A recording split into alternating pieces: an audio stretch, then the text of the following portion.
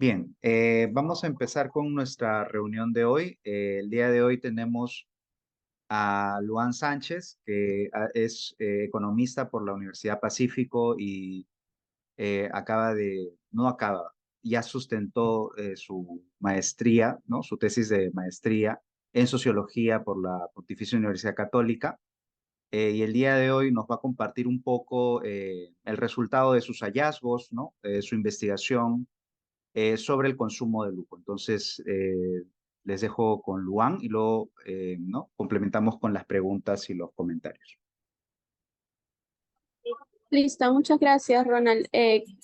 Voy a compartir pantalla, ¿les parece? Para poder mostrarles un poco la presentación para que sea más fácil de seguir. Ojalá no esté muy ruidoso por acá. Em, Igual me avisan si hay algo que no se escucha o no se entiende, me pueden interrumpir cuando deseen. Perfecto. A ver, ujú. Ya, ahora sí. Bueno, primero agradecerles, ¿no? Por la invitación, por querer escuchar un poco sobre este tema. Este es un trabajo que ha sido, bueno, que lo he venido haciendo hace varios años ya, y va finalizado como la tesis de maestría en sociología, ¿no? Em, y que luego, bueno, después de haberlo sustentado y con los comentarios que me hicieron, pues se finalizó como un libro, ¿no?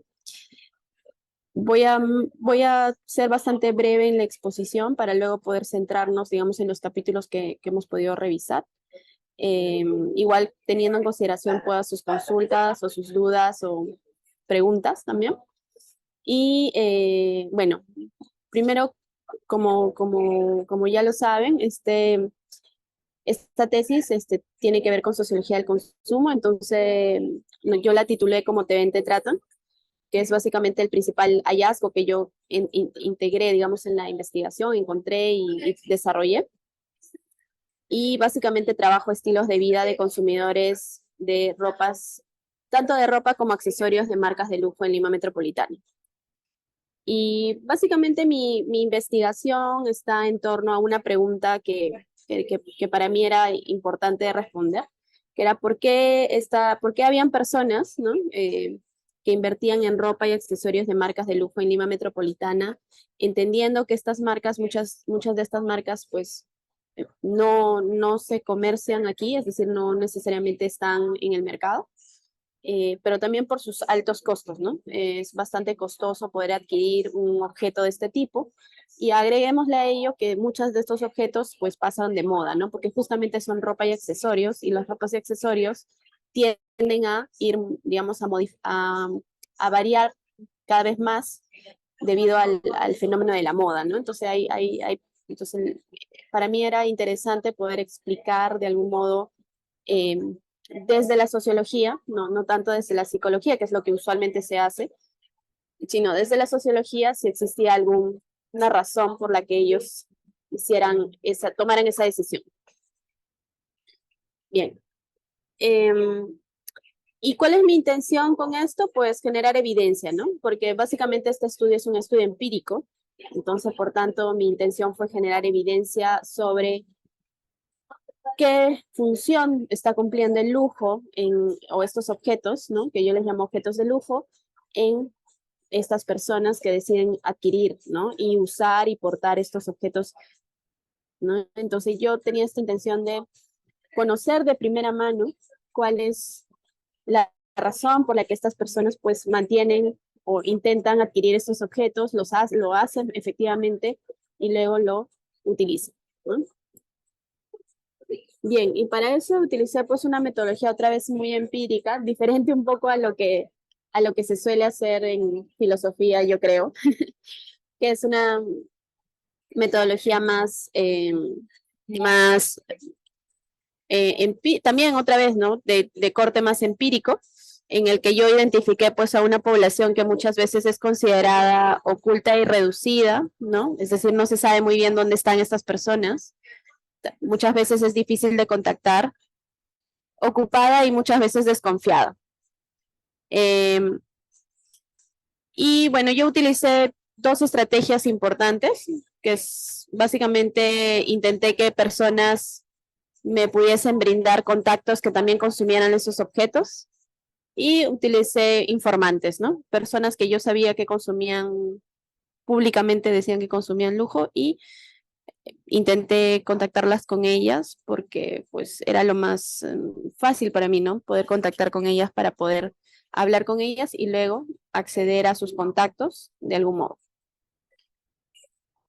Bien, la única condición que tuve para adquirir estas personas o para contactar con estas personas es que estas personas invirtieran en ropa, es decir, que afirmaran que ellos compraban ropa y o accesorios de marcas de lujo y además que esperaban seguir haciéndolo, es decir, que no era una compra única, sino simplemente ellas tenían al menos la intención de seguir consumiendo en el futuro. Finalmente, solo para comentar rápidamente, ¿no? Fueron 36 entrevistados, que, o sea, yo logré entrevistar a 36 personas, pero de las cuales elegí solo perdón, a 23, porque eran justamente las personas que efectivamente esperaban consumir estos objetos, ¿no? No eran compras únicas. Y claro, algo que sí, bueno, tuve que desechar 13 justamente porque esas 13, a pesar de que me habían referido, ¿no? Que estas personas consumían estos objetos, pues no lo hacían realmente o no esperaban hacerlo en el futuro. Entonces, por eso las deseché. Es decir, no cumplían con esta condición. Ay, creo que no. Ya. Bien, entonces mi primer objetivo dentro de esta investigación, que en realidad es, bueno, como les decía, son los hallazgos, ya parten un poco de los objetivos, ¿no? El primer objetivo que tuve fue identificar y describir los estilos de vida de estas personas que invierten en ropa y accesorios de marca. ¿Por qué lo hice así? Porque yo pensaba y tenía esta certeza de que en realidad el consumo de lujo es una pequeña parte del estilo de vida de estas personas, ¿no? Que está articulada con el estilo de vida, pero que no necesariamente es la única cosa que hacen, ¿no? O no necesariamente es la principal cosa en su vida, y sin embargo creía que el consumo era importante en su vida, ¿no? Entonces quería saber un poco más cuál era el estilo de vida de estas personas. Y lo que encontré, que creo que ya se los he comentado en algún momento, bueno, son 3 grandes características que compartían todas estas personas. Y eso fue interesante porque fue bastante integral, es decir, a pesar de que las personas que yo identifiqué eran pues de diferentes edades, como vieron también eran hombres y mujeres, venían de diferentes estratos, de diferentes clases, tenían diferentes orígenes, todas convenían en un estilo de vida similar, ¿no? Un estilo de vida que tenía una gran admiración por lo extranjero, ya sea porque habían vivido ahí, ya sea porque querían vivir en el futuro, ya sea porque viajaban mucho al extranjero. Siempre había una intención de comparar Lima y Perú con otros lugares, ¿no? Especialmente con el norte global, con Europa y Estados Unidos. Luego había un interés por cultivar actividades artísticas, que justamente estas actividades son actividades que ya sea porque, digamos, porque ellos mismos producían algunos arte o música o teatro o cine, o porque querían consumir, ¿no? Sobre todo arte plástico. Entonces, pinturas, ¿no? Ir a galerías de arte, museos, todo eso era de su interés. Entonces, todos tenían esta intención de desarrollar una, eh, digamos, una habilidad hacia lo bello, ¿no? Una intención, un acercamiento a algo bello. Y finalmente, la búsqueda de una vida activa, ¿no? Eso también era interesante porque estaba muy asociado al bienestar, ¿no? Al sentirse activos a través del deporte, ya sea para los hombres por un tema de productividad, mantenerse activos para ser productivos luego en el trabajo, o saludables y bellas para el caso de las mujeres, ¿no? Que ahí sí había una diferencia de género. Bien, el objetivo 2 que tuve fue identificar las lógicas para adquirir las ropas, es decir, yo quería saber ¿cómo es que estas personas adquirían estos objetos? Porque muy pronto me di cuenta de que no todas las personas que yo estaba entrevistando, como inicialmente pensé, venían de la misma clase, ¿no? Inicialmente yo pensé que venían de una clase alta o de una clase adinerada. Sin embargo, esto no era así, no todas venían de ese estrato.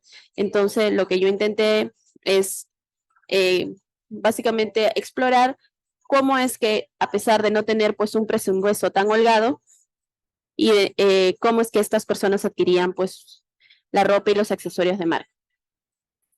¿Y qué es lo que encontré? Bueno, lo que encontré fue cosas variadas, en realidad, ¿no?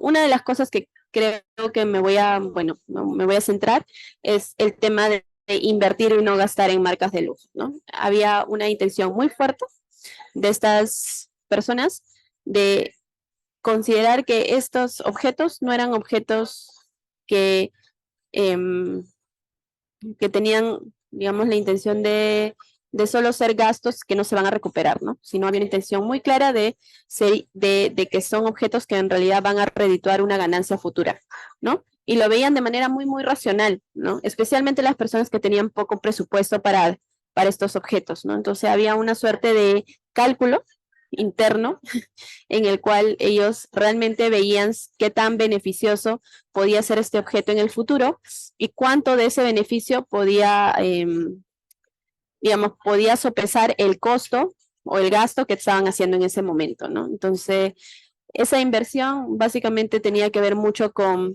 la calidad del producto, tenía que ver también con la durabilidad, eh, y sobre todo con la idea de lo atemporal, es decir, que algo que no va a pasar nunca de moda, ¿no? Es decir, algo que se va a mantener no solo por su gran calidad o porque o no porque se ve bien, sino porque además es algo que siempre va a poder ser usado, ¿no? Entonces, eso suponía una consideración de, ok, puedo gastar mucho más, ¿no? Un presupuesto importante en eso porque sé que lo voy a usar mucho y siempre se va a ver bien. Entonces siempre había una racionalidad detrás de estas compras que inicialmente pues se pensarían como irracionales, ¿no? De hecho, muchas personas describían eh, que muchas, ¿no? Que habían como críticas sobre por qué es que tenían que gastar tanto en estos objetos, pero muchas de ellas tenían pues esta racionalidad que era muy fuerte, ¿no? Y que justificaba de algún modo estas decisiones de compra. Eh, la otra cosa que es interesante y que también a la que también me voy a enfocar es en las estrategias, de que existían diversas estrategias para adquirir estos objetos, es decir, que había un esfuerzo, ¿no? Había un nivel alto de esfuerzo para adquirir estos objetos, ya sea para las personas que son, que digamos, que tienen presupuestos holgados, como los que no tienen. Es decir, había una intención de ir y buscar los objetos. Muchos de ellos también buscaban los objetos cuando viajaban. Entonces, muchos de los objetos en realidad que estaban siendo adquiridos no eran adquiridos aquí en Perú, ni en Lima, ¿no? Sino que eran adquiridos en viajes, ¿no? Entonces, por eso estaba muy articulado con la admiración con el extranjero, ¿no? O sea, viajaban mucho y muchas veces en estos viajes no solo era para pasear, sino también para comprar. Y bueno, como dije, hay muchas estrategias, ¿no? Estas estrategias están muy articuladas también con el tipo de marketing que hace digamos, el mercado de lujo, ¿no? Por decir, me voy a enfocar en el Petit Luxury, que es básicamente una estrategia que se ha dado en el mercado de lujo, en el cual, gracias, digamos, a la división, ¿no? Antes el lujo era un lujo mucho más, digamos, artesanal, hecho a mano, que es lo que muchas veces se coloca dentro de la publicidad, pero en realidad actualmente ya el lujo no es así, ¿no? El lujo se estandariza y está producido en masa muchas veces, ¿no? Y luego es vendido como si fuese algo artesanal, ¿no? Eh, y el petit luxury es básicamente son objetos que son hechos en masa, ¿no? En serie, posiblemente hechos en China o en Asia, ¿no? Con costos muy bajos, pero que su valor y se incrementa gracias a la marca, ¿no? A la marca que porta, digamos, por decir un llavero, ¿no? O un lapicero.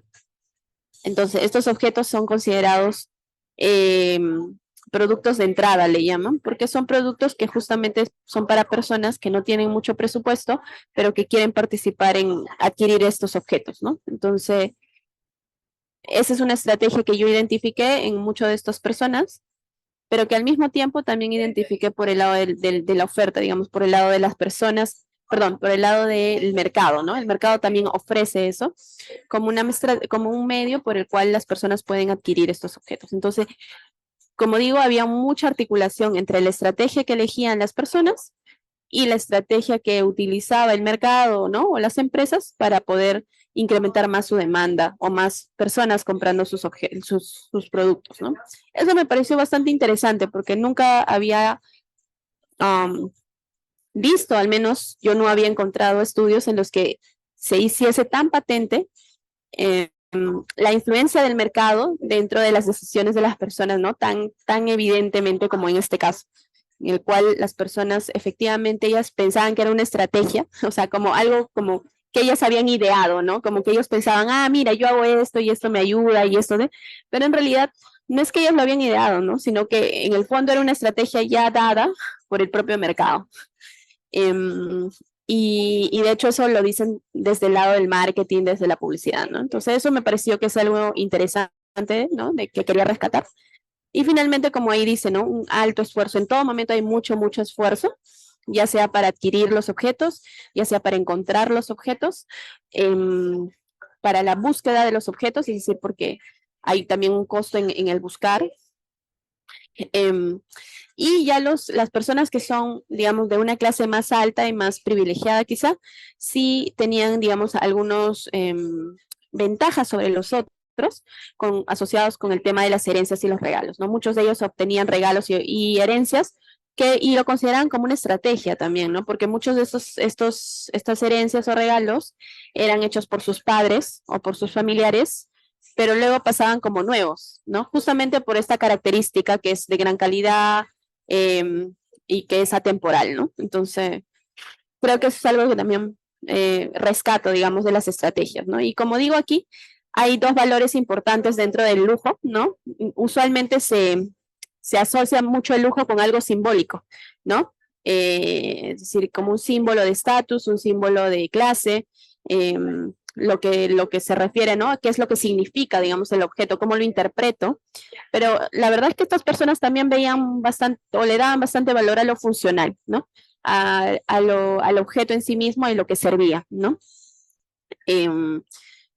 Y eso también es algo que no usualmente no se dice, ¿no? Que los objetos también, especialmente, ¿no? Con el lujo no solo, digamos, obtiene su valor dentro de lo simbólico, que sí lo hace, pero también en lo funcional, ¿no? Bien, el objetivo 3, mi intención fue y describir las normas y las reglas para mostrar estos objetos, ¿no? Porque me quedaba claro que estos objetos, como dije, no solo eran valiosos al momento de ser comprados y había un alto esfuerzo al comprarse y al adquirirse, sino también había un esfuerzo fuerte al momento de portarlos, es decir, de colocarlos en el cuerpo, ¿no? Y yo estaba muy interesada en saber cómo es que estos objetos cobraban este valor en el cuerpo, ¿no? Y la verdad es que me sorprendió bastante porque en realidad es básicamente el hallazgo que coloco aquí, ¿no? Vestir bien, que para que para ellos era lo más importante, no era, era mucho más que la ropa, ¿no? Entonces, el objeto de lujo sí era importante, pero en realidad no era lo más importante, ¿no? Lo importante era vestir bien. Y para vestir bien, pues, habían normas implícitas que se tenían que seguir, ¿no? Y que no tenían nada que ver con el lujo, o no tenían nada que ver con la marca, y no tenían nada que ver con, digamos, digamos, con mi interés, que era el objeto de lujo en sí mismo, pero era indispensable seguir estas normas para poder lograr, digamos, el estatus de vestir bien, ¿no? Que es lo que realmente les interesaba. Y las normas, en realidad, aquí la que quiero, como son varias, me voy a detener en solo dos, pero en realidad la que quería decirles es esta que dice, ¿no? Que la ropa te ayuda a ser la mejor versión de ti mismo, ¿no? En realidad ellos tenían esta intención de que la ropa sí te ayuda, ¿no? Y sí te hace potenciar, digamos, tus habilidades. Creo que eso es algo interesante porque justamente muchas de estas personas sí consideraban que estas inversiones eran valiosas justamente por eso, ¿no? Porque de algún modo hacían que te sintieses más seguro, las personas te tratasen mejor, pero además como que incrementaran de algún modo tu seguridad, ¿no? Entonces, por eso es que ellos decían que la ropa te ayuda a ser la mejor versión de ti mismo, porque la ropa de algún modo te empodera, ¿no? Te fortalece. Y no es que tengas nuevas habilidades que antes no tenías, no, sino más bien es como las hace más evidentes, ¿no? Y creo que eso me pareció también, como dije, bastante interesante. Porque siempre, digamos, hay esta impronta en estas personas de querer tener la mejor vida o ser la mejor versión de sí mismo, ¿no? Este mejoramiento a través después de la imagen, ¿no? Porque ellos no solo hablan de la ropa, sino hablan de toda la imagen que ellos podían proyectar al mundo, ¿no? Especialmente en el trabajo. Y la otra que también me quiero detener es en el contexto o situación, ¿no? Esto también es muy importante porque en realidad estas personas siempre decían que para estar bien vestido uno tiene que tener en consideración pues el contexto, ¿no? Es decir, dónde está yendo y con quién está yendo, ¿no? Y solo, digamos, haciendo revista o sabiendo bien esas dos, ¿no? Informaciones, podrán asegurar que la vestimenta que están, ¿no? Que están eligiendo, que están utilizando, es adecuada, ¿no? Entonces, por más que tú tengas muy buena ropa, si el contexto no es adecuado para esa ropa, que puede ser ropa de lujo, ¿no? Ropa de marcas, no estarías, pues, lograrías ser bien vestido, ¿no? ¿Por qué? Porque no estás considerando a las personas ni a la situación en la que estás, pues, sometiéndote. Entonces, esas son, creo que las dos que me parecen interesantes. Luego, bueno, luego lo de los detalles es evidente, ¿no? Porque justamente ellos consideran los objetos de lujo como detalles, ¿no? Como adornos sobre la ropa normal que tú podías tener, ¿no? Y lo que dije, ¿no? Ya lo que he dicho también, el atuendo no es lo más importante en una interacción social. Eso me parece interesante, es decir, todo este vestir bien, como ellos decían, es un vestir bien implícito. Nada se dice, ¿no? O sea, no es que yo vengo y digo, ay, mira, me he vestido bien, míreme qué bien me he vestido. No, todo es desde un lenguaje no verbal, ¿no? Especialmente en el tema del atuendo, más bien decir que uno se ha vestido bien hace que te miren más bien que no lo has hecho, ¿no? O que estás demasiado preocupado por, por tu vestimenta y no por lo que realmente es importante, ¿no? Que sería tú. Entonces, digamos que a pesar de que hay un alto esfuerzo, como ya hemos visto, en obtener estos objetos, elegirlos y portarlos, no debe decirse, porque decirlo hace que todo deje de funcionar, digamos así, ¿no? Y lo otro es, pues, de dónde lo aprenden, ¿no? Que es algo que también fue importante para mí, digamos, y una de las cosas que más me sorprendió, que creo que es ahora un poco más evidente, pero en ese momento me sorprendió bastante, fue que las personas usualmente pensarían, ¿no? Clásicamente la sociología sabe que nosotros aprendemos, ¿no? Las personas aprenden a través de la familia, ¿no? La familia es el primer espacio en el cual nosotros socializamos y aprendemos, ¿no? Pero lo que yo vi que en estos personas, sí habían grupos digamos, de personas que no habían aprendido a través de la familia, que es lo que se esperaría, sino a través del mercado, otra vez, ¿no? El mercado siéndose presente, así como lo decía antes, ¿no? A través de las estrategias, en este caso a través del aprendizaje, ¿no?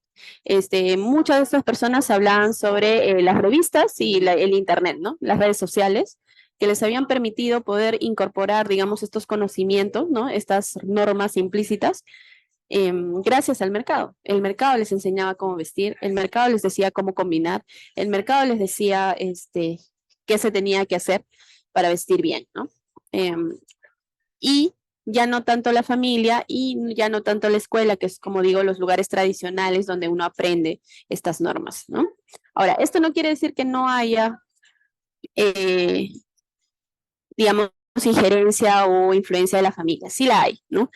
Pero esta siempre es más, como digo, es algo que no sorprendería en un trabajo como este, ¿no? Se esperaría que la familia fuese, digamos, el pilar principal para adquirir esta información. Sí, se esperaría que fuese la familia, ¿no? Porque que justamente es el espacio donde nosotros socializamos más y más tempranamente, ¿no? Ahora, algo interesante de decir es que la familia, o sea, que todos estos gustos, que son ya sea el incorporado, que es el que toma más tiempo, al informado, que son los más cortos, como el caso de las revistas y el Internet, pueden ser complementarios, ¿no? No es que son excluyentes necesariamente. Uno puede complementarse con otro, ¿no? Em, usualmente las personas que tienen, por decir, un gusto incorporado, es decir, que las normas han venido desde la familia, usualmente también lo complementan con la escuela, los estudios, el trabajo o las revistas, ¿no? No tan fuerte, pero sí lo hacen, ¿no?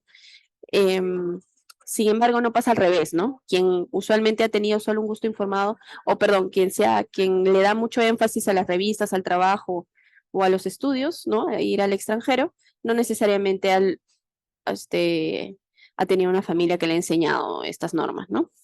Y lo otro que es también interesante es que justamente el título, ¿no? El título de la tesis y el título del libro justamente apareció en este hallazgo, ¿no? Que una de las cosas que la familia digamos, les dijo por mucho tiempo a estas personas y de algún modo las convencieron de que funcionaba así, es que, pues, como te ven, te tratan, ¿no? Entonces, había digamos, esta norma o esta regla en la que si tú te vistes bien, si te ves bien, pues te van a tratar bien, ¿no? Si tú te vistes mal, si no lo sabes hacer bien, pues ya no te van a tratar bien. Entonces, ellos siempre consideraban que esta era una norma que sí estaba muy presente aquí en Lima, ¿no?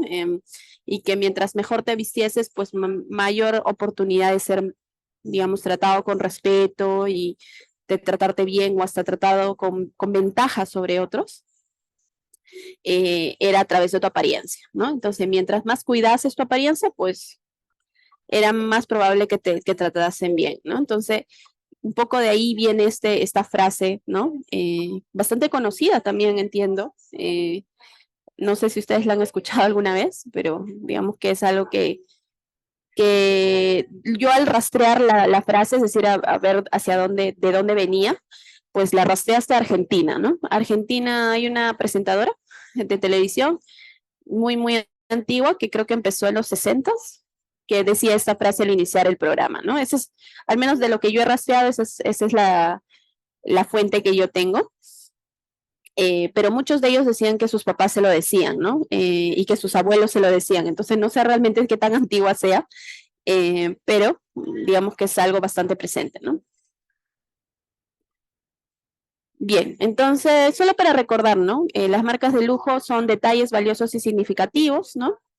Eh, también incrementan el valor de las personas que los portan y generan una buena impresión ante un auditorio informado. Básicamente, eso es lo que ellos creen, ¿no? Creen que las marcas de lujo son, como dije, ¿no? Detalles, y como sabemos, dentro de la norma, los detalles son importantes, ¿no? Entonces por ende, las marcas de lujo también serán importantes porque son detalles, ¿no? Y lo interesante es, como decía, incrementan el valor de las personas, ¿no? Muestran la versión de uno mismo, pero también muestran de algún modo el éxito que estas personas están teniendo en la vida, ¿no? Es como una insignia, como un signo de éxito, ¿no? Y al mismo tiempo generan pues una buena impresión ante un auditorio que se da cuenta de estos objetos, es decir, de que nota que estos objetos pues son de cierto tipo, ¿no? No a todos, pero ellos están bastante conscientes que esa información no les va a llegar a todos y eso les parece bien, ¿no? De algún modo también. Eh, ya, y ahora sí, para terminar ya y no aburrirlos mucho, está el objetivo 4, el último que yo tenía pensado para esta investigación, que es identificar y describir en qué situaciones, es decir, en dónde estas inversiones se constituyen como algo significativo e importante, ¿no? Porque, como les decía, ¿no? altamente contextual, ¿no? Una de las normas es justamente esa, ¿no? Una norma te dice que en realidad el contexto importa mucho y ya, como dije, ¿no? Ya pasamos desde el consumo, ¿no? Desde la adquisición, luego de cómo debería usarlo a partir de las normas, y ahora pues me centro más que todo en el dónde, ¿no? Dónde estos objetos cobran este significado que estas personas le dan, ¿no? Entonces, eh, yo pude identificar a partir de las entrevistas varios espacios. Uno de los espacios en los que cobró mayor importancia es el ámbito laboral, ya sea en oficinas o ya sea en eventos de relaciones públicas asociadas con el trabajo también, ¿no? Pero entendiendo que estas personas que consumen estos objetos son personas que pues vienen de diferentes profesiones también, ¿no? Pero muchas de ellas vienen del ámbito corporativo, ¿no? Ya sean porque son abogados, ya sea porque son gerentes, ya sea porque son empresarios, entonces muchos de ellos están asociados con lo corporativo. Dentro del espacio corporativo, un momento muy, muy importante en el que estos objetos cobran realmente importancia es en las entrevistas de trabajo, ¿no? Y también en ciertas reuniones con clientes, ¿no? Usualmente ambas situaciones uno no conoce al otro, ¿no? Son personas que se conocen poco o nunca se han visto y estos objetos funcionan como una suerte de señalización, ¿no? De con quién estoy hablando, por así decirlo, sin tener que eh, decirlo, digamos, verbalmente, ¿no? Y luego están los eventos de relaciones públicas, ¿no? Que en este caso son fiestas, ¿no? Fiestas, eventos en los que se puede establecer, digamos, algún vínculo con otra vez extraños, ¿no? Con personas que no necesariamente conoces demasiado, pero que puedes reconocer como, ¿no? Justamente estos objetos señalizan si son personas similares a ti o distintas a ti, ¿no? Y finalmente dentro del ámbito ya no laboral, que ha sido mucho más diverso, los espacios donde estos objetos cobran relevancia, creo que uno de los más, que bueno, de los que me interesaba más eran dos, especialmente me interesé por los colegios y por los lugares exclusivos. ¿No? Bueno, los lugares exclusivos porque hay muchas noticias, ¿no? De algún modo también crítica, ¿no? Sobre ciertos espacios que definitivamente son donde la imagen importa tanto que pues terminan teniendo prácticas racistas, prácticas discriminatorias sobre una persona sobre otra, ¿no? Entonces, esos espacios eran para mí bastante interesantes justamente para validar de algún modo que la imagen importa tanto, ¿no? Y además de eso, que estos objetos importan tanto como para, digamos, reproducir, digamos, estas acciones, ¿no? De discriminación o algún tipo de trato desigual, ¿no? Y efectivamente, ¿no? Muchos de ellos me comentaron que sí, en algún momento habían entrado a ciertos lugares gracias, o ellos creían, ¿no? Gracias a cómo estaban vestidos, o al revés, ¿no? Personas que estaban con ellos, que no estaban bien vestidos, no los dejaban entrar, ¿no? Especialmente en lugares como él dice, ¿no? Asia es el balneario de Asia, discotecas en Asia o discotecas en, en el centro, no, en Miraflores o en distritos, digamos, relativamente costosos, ¿no? De un ingreso alto. Sí, muchos de ellos identificaron que eso sucedía, ¿no? Y en los colegios, porque muchas de estas personas tenían hijos, ¿no? Y ellos comentaban que muchas veces en los colegios había una suerte de competencia entre padres, ¿no? No solo, y era interesante porque casi todos venían, pues, o sea, todos podían pagar esos colegios, ¿no? Usualmente colegios caros, eh, y había, dentro de esa igualdad, porque todos de algún modo pertenecían, pues, al colegio, como, porque sus hijos iban ahí, había una suerte de intención de competir entre ellos, ¿no? Competir por estatus, competir por prestigio, no lo sé exactamente, pero sí eh, digamos, mostrar estos objetos, eh, en las reuniones de padres, en las reuniones con los niños. Y de hecho muchas veces había tanto interés en mostrar que justamente era ahí donde se daban deslices, ¿no? O sea, estos deslices que les comentaba de nada de esto tiene que ser hablado, todo tiene que ser como no verbal, ¿no? Pero bueno, muchas veces habían deslices de sí decirlo verbalmente, ¿no? Mira lo que me compré, mira lo que tengo, o mira cuánto esto me costó. Entonces, que son considerados deslices en el sentido de que no deberían decirse porque justamente le quitan el valor a lo que estás haciendo, ¿no? Pero sí había eso, y yo creo que había eso porque había una suerte de competencia muy fuerte dentro de estos entornos, que si bien son más homogéneos, creo que por ser más homogéneos o relativamente más homogéneos, sí había una intención de querer diferenciarse dentro del grupo, ¿no? Eh, pero bueno, eso es en esos casos, ¿no? Que me parecían interesantes. Bien, y finalmente, ¿qué es lo que ganaban, no? Que es la pregunta que yo tenía. ¿Por qué estas personas, vuelvo a la pregunta, ¿no? ¿Por qué estas personas consumen estos objetos? Bueno, yo creo que habían dos cosas, ¿no? Como ahí dice, ¿no? Muchos elogios, muchos de ellos se sentían muy valiosos, digamos, o sea, se sentían muy contentos al adquirir estos objetos, no por los objetos en sí mismos, sino porque recibían muchos elogios sobre estos objetos, ¿no? Qué bonita cartera, oye, qué bonito te vistes, ¿no? Tenía mucho que ver con su autoestima, con su autoconcepto, no lo sé. Y el otro es, bueno, ser un ejemplo, ¿no? Ser un ejemplo de buen gusto, ¿no?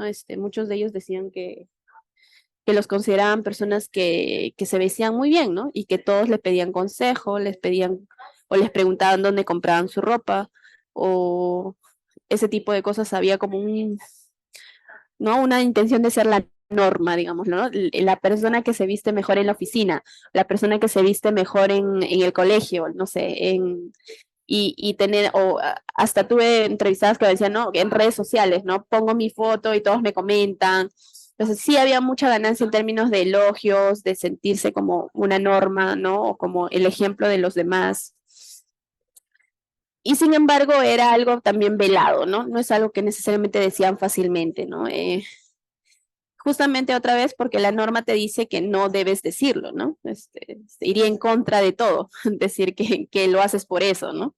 Pero de hecho era una ganancia, ¿no? Y una pérdida, porque también habían pérdidas, es pues que los consideraran, los criticaran, ¿no? Había mucha suerte de crítica por considerar que la ropa era algo no importante o porque era algo superficial, ¿no? Y que no, uno no podía gastar demasiada energía en eso. Y también el chisme, ¿no? El chisme en el sentido de la crítica, pues, que no se dice, ¿no? Pero que se comenta a voces, ¿no? Que creo que es algo también bastante, o sea, no sé si limeño, pero sí había una intención también de querer evitar, o bueno, no lo sé, de lo que recuerdo, ¿no? De lo que comentaban ellos, sí ellos sentían que muchas veces o sea, estos espacios de los que hablo, ¿no? Tanto el laboral como el no laboral, sí se consideraban como que había una posibilidad de chisme, digamos, ¿no? No solo en el caso de que ellos pudiesen ser parte, o sea, que ellos hablaran de ellos, sino también ellos mismos hablaban de sus pares, ¿no? Y de cómo vestían y de cómo se veían, y porque justamente para ellos era bastante importante la imagen, ¿no? Entonces, y ellos tenían mucho justamente formar parte del chisme, pero de una manera negativa, ¿no? Bien, finalmente, ¿qué es lo que encontré? O como conclusión final, es que, ¿qué es lo que estas personas, ¿no? Por qué estas personas consumen estos objetos? Pues por tres razones diferentes, ¿no? Porque son tres, de algún modo habían tres intenciones distintas, ¿no? La primera, que es la intención más, digamos, eh, más clásica, por así decirlo, desde una sociología más clásica, es una obligación, ¿no? Es decir, son personas, ¿no? Son usualmente personas que asumen este rol, ¿no? De obtener estos objetos como una obligación, porque es algo que han aprendido desde muy pequeños, justamente desde la familia, Son personas que están reproduciendo su clase, básicamente, a partir de estos objetos, y que son símbolos de dónde pertenecen, ¿no? De su posición de clase. Obviamente no lo dicen así, pero sí consideran que es una obligación, ¿no? Es una obligación que viene desde muy atrás, desde muy pequeños, y que son considerados como normas, ¿no? Son normas que vienen desde la casa, o sea, desde la familia, o si no, desde el colegio, ¿no? O sea, y usualmente ese es el grupo más pequeño, más minoritario. Luego está el prestigio, que son personas que más bien no consideran estos objetos como algo como obligatorio, sino más bien como algo que les permite incrementar el valor de sí mismos, ¿no? Ser la mejor versión de mí mismo, ¿no? Y es un símbolo o sea, ahí el lujo representa ¿qué? Un símbolo de estima, ¿no? De este símbolo que va a ser, pues me va a dar mayor valor a mí mismo, sobre ¿no? Un valor social mayor del que yo tenía sin usarlo, ¿no? Entonces, por eso dice que es capaz de incrementar mi prestigio de persona, pero es como un objeto que emana de algún modo valor, ¿no? Entonces, si yo me lo coloco en el cuerpo de la manera adecuada, en el contexto adecuado, pues ese valor de algún modo se va a incorporar en mí y voy a tener un valor mayor, ¿no? Es básicamente eso. Entonces, es un símbolo de estima. Porque es capaz justamente de incrementar el valor del portador, ¿no? Y estas personas usualmente eran personas que venían pues dentro de lo que llamamos, hay un ascenso social, ¿no? Es decir, se habían movilizado de algún modo, estaban mejor que antes, ¿no? Venían de tal vez clases menos privilegiadas y habían subido dentro, ¿no? En la vida, como una trayectoria, dentro de su trayectoria, y estos objetos, pues, de algún modo representaban ese éxito también, ¿no? Ese éxito de querer decir, oye, yo me puedo comprar esto porque lo puedo pagar, porque me he esforzado mucho en el trabajo, así que de algún modo es como la representación de todo ese esfuerzo y del logro que he tenido a partir de mi trabajo, ¿no? Entonces hay mucho de eso también en este tipo de prestigio, ¿no? Justamente por eso es prestigioso, ¿no? Porque antes no lo podía pagar, pero ahora sí lo puedo pagar, así que me lo voy a poner y ese valor adicional pues va a estar incorporado en mí, ¿no? Y finalmente la estrategia, ¿no? Que este objeto es también estratégico. ¿Estratégico en qué sentido? Pues porque hay personas dentro del grupo que yo analicé que justamente eran las personas que tenían menos presupuesto, eran más jóvenes también. Pero esta era una estrategia básicamente que se entendía que era un objeto que de algún modo señalaba o señalizaba ante los demás, ¿no? Ante los demás que notaban estos objetos y que sabían su valor,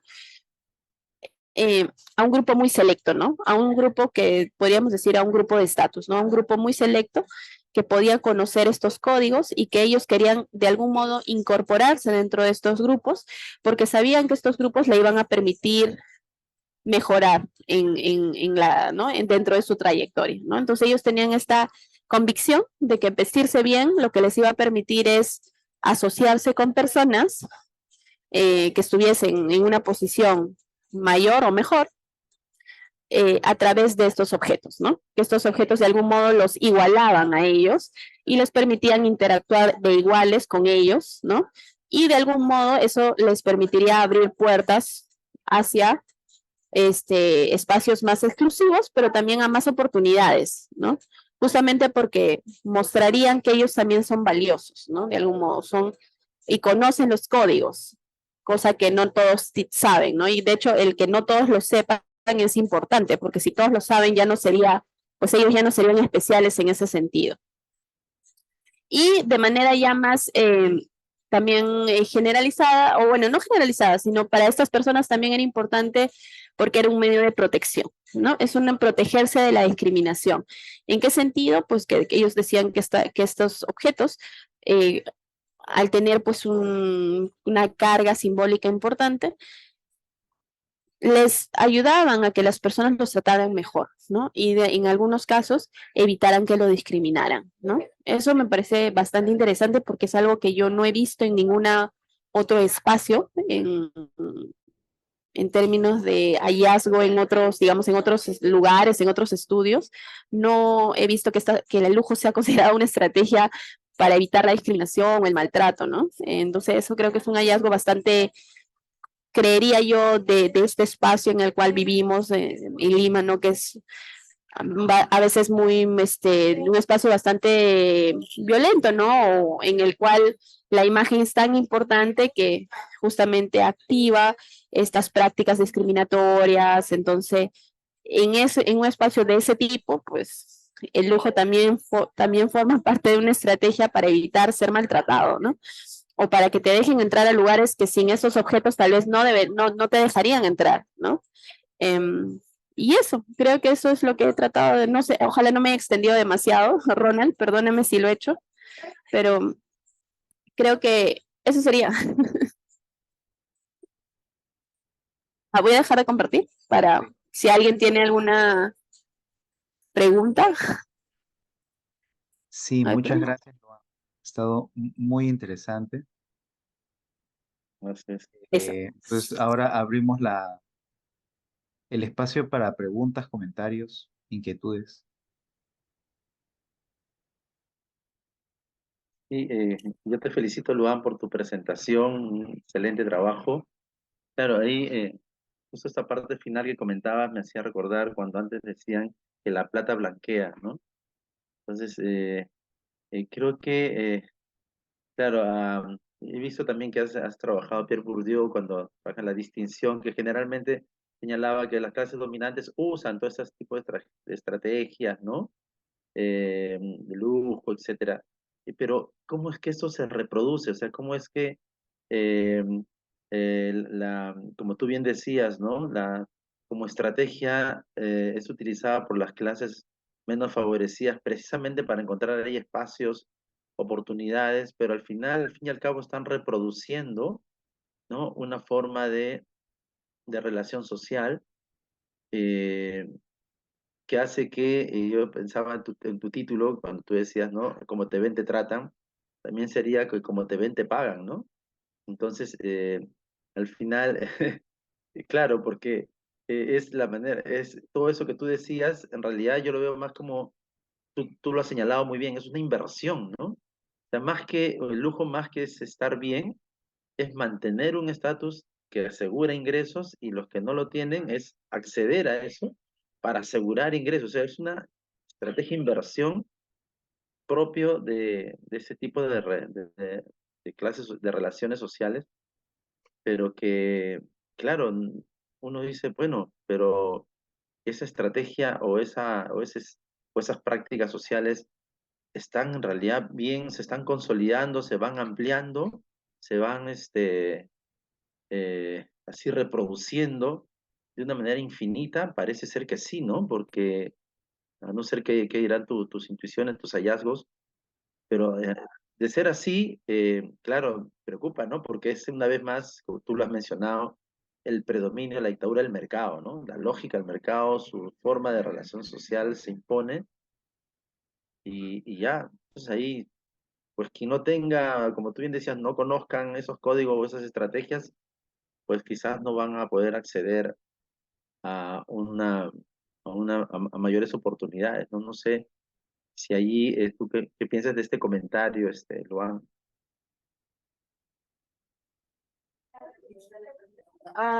Sí, en realidad, la verdad es que yo siempre lo he pensado, o sea, es interesante ya, porque efectivamente, ¿no? Hay una intención de querer, digamos, distinguirse, ¿no? Y protegerse también. Eh, yo creo que aquí el valor, ¿no? El valor de las personas, eh, es algo que está ahí, ¿no? Está siempre ahí, considerándose. Pero yo te diría que el mercado es interesante porque el mercado para mí tiene como dos caras, ¿no? La primera cara es la cara de, sí, digamos, de algún modo hay esta intención de querer convencerte de que estos objetos te van a ser más valiosos a pesar de que están producidos no necesariamente de una manera en la que te dicen que están producidos, o sea, no son artesanales, no necesariamente son producidos en donde dicen que son producidos, en Francia, en Italia, que es usualmente donde se dice que se producen, sino son, ¿no? Reproducen un montón de desigualdades en ese sentido, pero y te convencen, digamos, de que este lapicero, ¿no? Es valioso y lo tienes que tener, etcétera, ¿no? Y te empieza a convencer y a decir, tenlo porque además te vas a sentir bien y vas a estar dentro de un espacio exclusivo, ¿no? Y obviamente la intención ahí es pues claramente de querer convencerte de consumir, ¿no? Y luego consumir eso y luego querer consumir más y más y más y más. Pero por el otro lado, que es el lado más positivo, creo yo, para mí, es que de algún modo también rompen con estos círculos cerrados donde esta información que yo decía, ¿no? Que antes solo podías obtener a través de tu familia, ¿no? De determinadas familias, ¿no? Con determinados códigos también, en los que te permitías tú acceder a esta información de cómo tú tenías que comportarte o mostrarte o, ¿no? Qué reglas seguir para poder incorporarte en estos círculos, pues solo podía ser por ahí, ¿no? Y si no llegabas a esa familia y si no podías acceder a esa información, pues ahí quedabas, ¿no?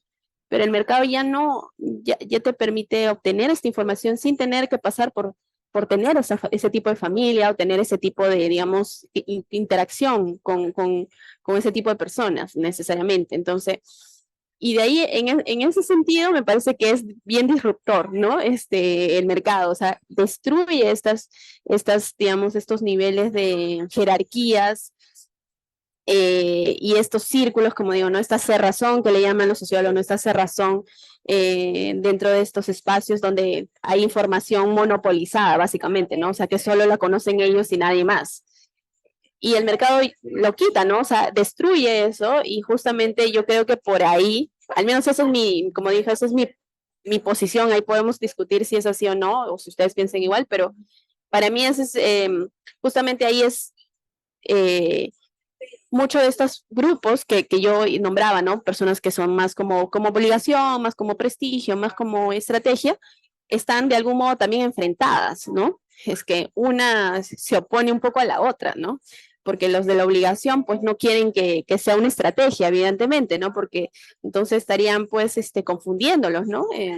Porque finalmente todos adquieren los mismos objetos de algún, ¿no? Pero solo que las intenciones y las finalidades son distintas, ¿no? Entonces, un objeto muy polisémico en ese sentido, es un objeto que tiene muchos significados y tienen como que muchas intenciones diferentes, a pesar de ser el mismo objeto. Y el valor que él dota en este objeto también es distinto. Entonces, obviamente hay mucha confusión, ¿no? Y por eso hay un cierto enfrentamiento entre qué forma es la adecuada, digamos, ¿no? ¿Cuál es la forma correcta de utilizar estos objetos, ¿no? Y cada uno tiene su posición, claro está, ¿no? Entonces hay como una lucha ahí también de cómo se tiene que usar este objeto o con qué razón o qué justificación pues es efectivamente válida, ¿no? Para poder usar este objeto. Pero definitivamente el mercado es un actor que yo creería que cada vez es más importante, ¿no? Pero como digo, ¿no? Irrumpe de diferentes maneras, ¿no? Por tanto positiva, diría yo, como negativa, ¿no? Ese sería mi comentario. Gracias. Rodrigo o Suami, no sé, habían levantado la mano. ¿Qué tal? ¿Cómo están? ¿Cómo estás? ¿Qué tal? Luan, ha sido súper interesante. He leído algunos capítulos del libro y realmente me parece un tema muy genial que hayas podido investigar en el tema de lujo, en temas de marcas de moda. Y, o sea, un poco la apreciación que tengo de esto es de que siento que la conexión ahora ya no está con el objeto en sí, sino son con los estilos de vida. Y un poco creo que esto ha cambiado en la época de la pandemia. Quizás antes de la pandemia, el tener un determinado tipo de ropa de cierta marca podía marcar un estatus. Y hace un momento justamente hablabas sobre uno se viste para tratar con las personas con las que va a trabajar, con los que se relaciona. últimamente las relaciones sociales que tienen las personas son relaciones que son casi más relaciones virtuales que relaciones físicas. Ahí viene todo el tema de las redes sociales. Instagram, TikTok, que muestran y te bombardean de contenido de cómo tiene que ser tu estilo de vida, no necesariamente de qué marca tienes que comprar. Es más, te ofrecen toda una serie de gama de marcas, desde los precios más accesibles hasta los más costosos, para que puedas acceder al estilo de vida correcto o en un cierto estatus que todos deberíamos de tener. Sobre todo creo que esto tiene mayor impacto en chicas que chicos. Un estilo de vida de levantarse, no sé, 5 o 6 de la mañana. Es más, durante la pandemia hubo una especie de moda de levantarnos 5 de la mañana en que muchas personas siguieron. Ir al gimnasio, tener un trabajo en el sector corporativo, por así decirlo, ir a ciertos restaurantes, pasear al perrito a ciertas horas, tener ciertas rutinas de belleza. Entonces, un poco que esta hipótesis que tú tomas respecto a los lujos, creo que también podría ser bastante adecuado al contexto actual hacia el tipo de estilo de vida.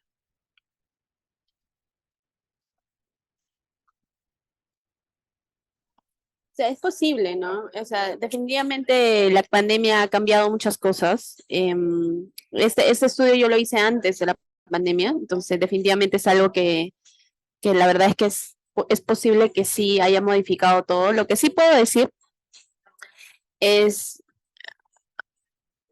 es que estos objetos, bueno, al menos de lo que yo he entendido, como digo, de lo poco que yo he podido aprender de las entrevistas que he hecho, de lo que he leído, es que estos objetos de algún modo cobran un valor adicional de prestigio, ¿no? Esta valía, este valor que le das,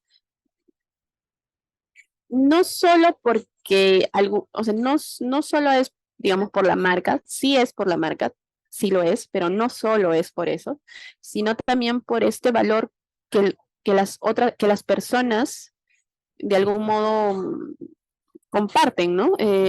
Es como que una sensación de que, bueno, yo sé que esto vale tanto y si yo encuentro a alguien que sabe eso mismo, de algún modo estas dos personas se vinculan de un modo distinto, ¿no? Entonces, el hecho que no todo el mundo lo sepa, como decía, lo hace valioso también. Entonces, el hecho que, por decir, si mientras, por eso digo que estos grupos están en oposición y yo me atrevería a que el mercado, como digo, está irrumpiendo en este espacio que usualmente es un espacio mucho más o sea, menos democrático, ¿no? O sea, en este caso yo diría que el mercado sí democratiza de algún modo a través de la información, pero obviamente no lo democratiza como se entendería realmente, ¿no? Sino simplemente dota de mayor información a los consumidores porque le conviene, ¿no? O sea, obviamente hay una intención ahí clarísima de querer vender más, ¿no? Pero el hecho de que no todos lo sepan es lo que le da este aura, pues, de exclusividad también, ¿no? Entonces, que el mercado aprovecha por el lado de la publicidad, pero al mismo tiempo lo destruye cuando nos informa de todos los secretos, digamos, detrás de este objeto, ¿no? Con las normas implícitas y etcétera. Entonces, como que juega de ambos lados. Y por eso digo que es como irrumpe, pero al mismo tiempo tiene una intención clara, ¿no? Entonces tiene como dos caras. La verdad es que no te podría decir qué cara gana más, o sea, que si la buena o la mala, yo diría que las dos coexisten. Y justamente esa es la gran contradicción del lujo, ¿no? Actual, que le llamo yo o lo que le llaman el nuevo lujo, que es el lujo, digamos, de industrializado, ¿no? Ya no, sino el lujo que es hecho por empresas, ¿no? De manera en serie, así. Es justamente esa su contradicción, ¿no? Que quieren más consumidores, pero quieren aprovechar la idea de que el lujo es algo exclusivo. Entonces, si es exclusivo, no puede ser hecho para todos, pero juegan a ambos discursos, ¿no? Entonces, es como si ellos mismos, mientras más crecen, pues tienen mayor posibilidad de destruir, ¿no? Ese discurso de que es exclusivo, porque ya no lo es, pues, ¿no? Pero eso es algo que sí, efectivamente ya se ha trabajado un poco más y se ha discutido, pero de hecho eso es algo que está pasando mucho. Entonces, yo diría que las redes sociales han hecho mucho más patente eso, ¿no? De informarnos. Y por el otro lado, que bueno, y con esto quiero cerrar lo de la pregunta, no sé si he respondido, en verdad, perdóname si lo he respondido o no, pero eh, es que estas personas, bueno, yo he hablado sobre el lujo, ¿no? De manera muy incisiva, porque mi tesis era sobre eso, mi pregunta también era sobre eso, pero cuando yo hablé con ellas, con muchas de estas personas, debo decir que no todas las personas estaban convencidas que ellas consumieran lujo, ¿sí? O sea, estas personas, de hecho, decían que la ropa era, muchas de ellas me dijeron, la ropa no es importante, o sea, la imagen tampoco lo es, en el sentido más concreto, ¿no? O sea, obviamente a mí me interesan muchas otras cosas más que hablar de mi ropa, ¿no? Entonces, no es que ellas necesariamente dotaran de tanta, o sea, una como que dijeran, ay, sí, lo lujo es súper importante en mi vida, no, no, no. O sea, no, realmente no, ¿no? De hecho, había mucho cuidado de su parte, yo creo que también por un tema de, no sé si de culpa por un lado, o de cuidado de que no las critiquen, justamente de no querer enfatizar que ellos consumen estos objetos tan costosos, ¿no?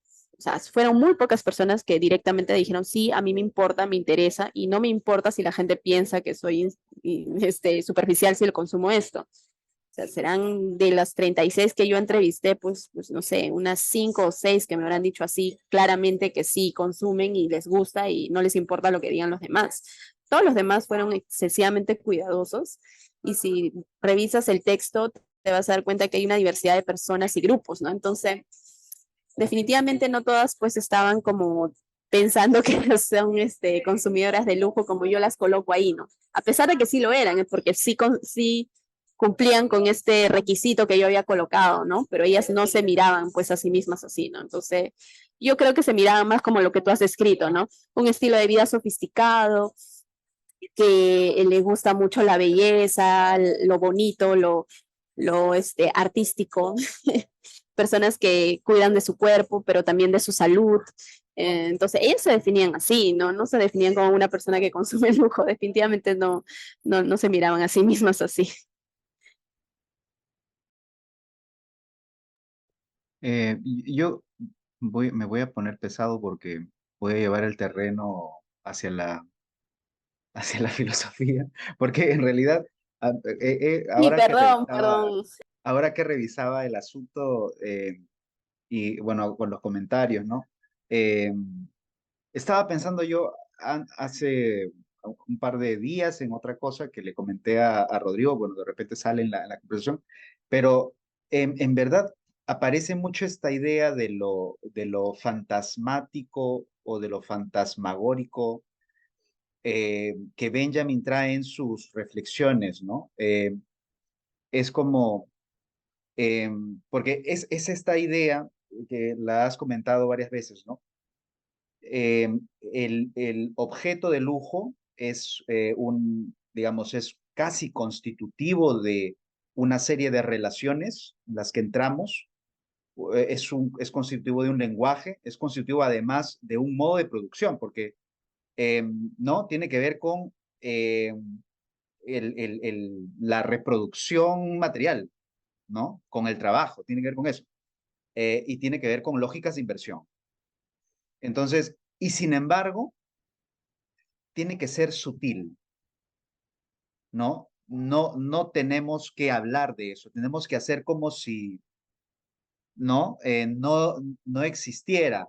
Entonces, hay una cosa como onírica, ¿no? En todo eso, digamos, y me da, es muy interesante porque, por ejemplo, si uno piensa en cómo describe, por ejemplo, Dickens al pequeño capitalista, ¿no? Temprano capitalista, ese temprano capitalista es una persona eh, racional en el sentido de que no celebra pues la revolución científica, ¿no? Pero además es sobrio, es muy sobrio, ¿no? El lujo le parece una cosa, ¿no? Que pertenece a otro mundo o pertenece al pasado, a una aristocracia que no está decadente. En el texto, tú, ¿no? Introduces una serie de reflexiones de Lipovetsky, Boltanski, acerca de cómo esta idea del capitalismo esteta o estetizado tiene que ver con esta celebración de lo, ¿no? De lo artístico como algo que constituye el nuevo sujeto o la subjetividad.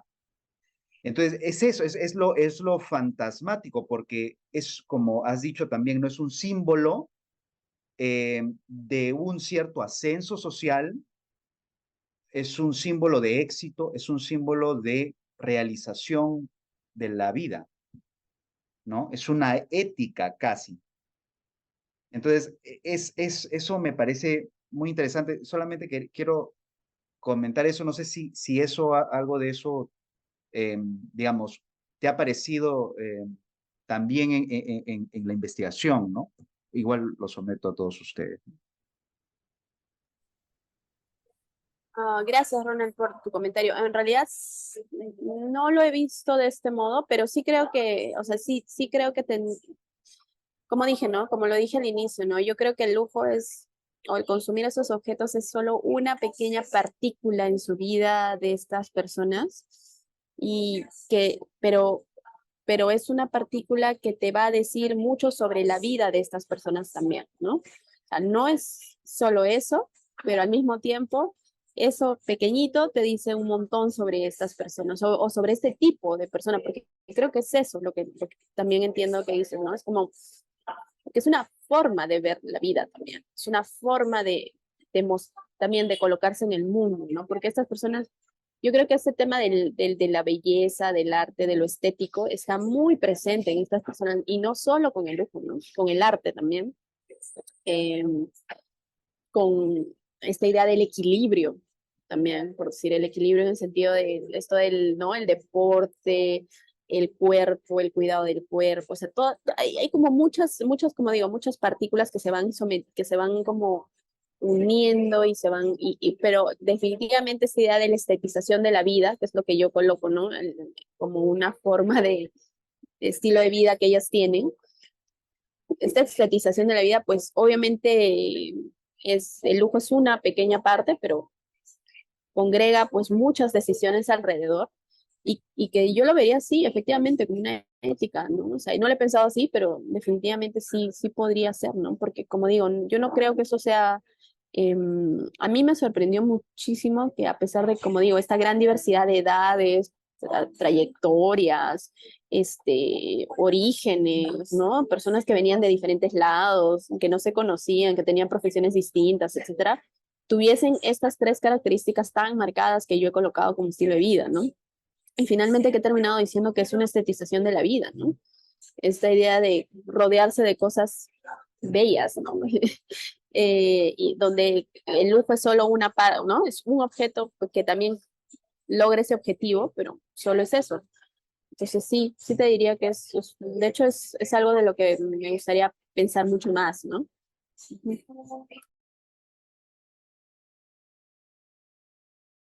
Creo que hay una manito. Sí, bueno, Luan, primero felicitaciones, de verdad, súper interesante tu trabajo.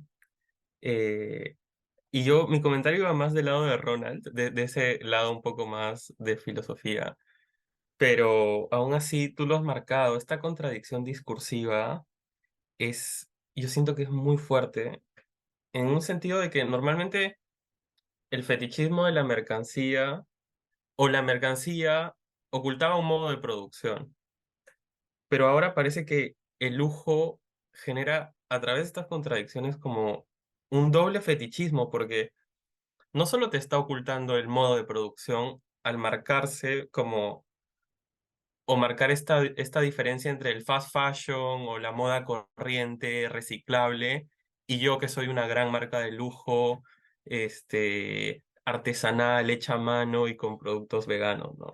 Entonces, no solo genera esa contradicción en esa esfera de la producción, sino también en toda la esfera del marketing, de la distribución.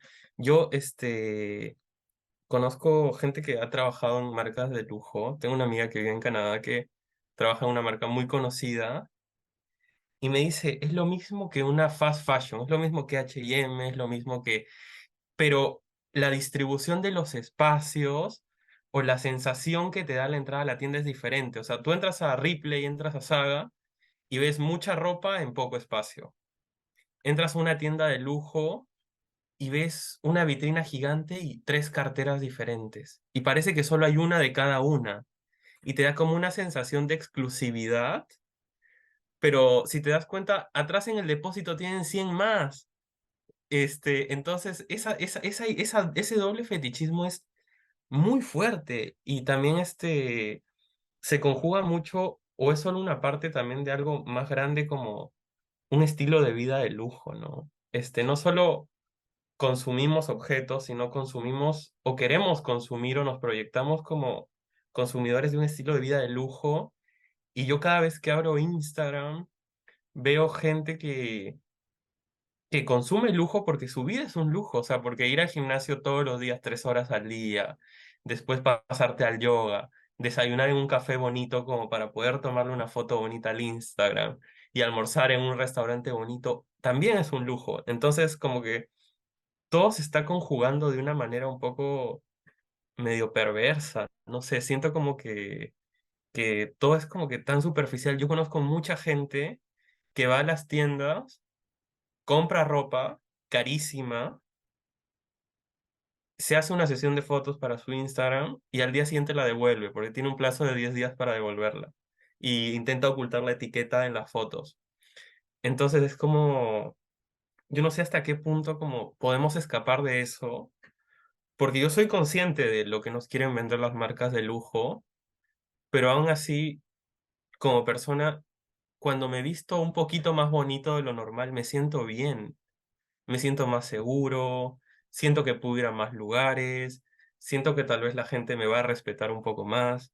Entonces, como que es algo que yo critico y sé que es algo no tan real, pero a la vez no puedo escapar de eso. Y es muy, muy complicado, es hasta tenebroso. Sí, lo es. O sea, lo es. Por eso decía que es complejo porque, o sea, sí, definitivamente, o sea, digamos que o sea, de hecho las ideas que proponen son súper interesantes, ¿no? O sea, este tema doble fetichismo, o sea, claro, es que o sea, ahora podríamos hablar de fetichismo en la mercancía en el lujo, sí, ¿no? Antes no, antes cuando era artesanal, no. Cuando Marx escribió, digamos, ¿no? Sobre fetichismo, hablaba de, pues, objetos industrializados, ¿no? Pero no, el lujo no era un objeto en ese momento de ese tipo, ¿no? Y por eso es que nunca habló mucho sobre el lujo. Pero ahora que el lujo se ha industrializado, pues definitivamente también es una mercancía, ¿no?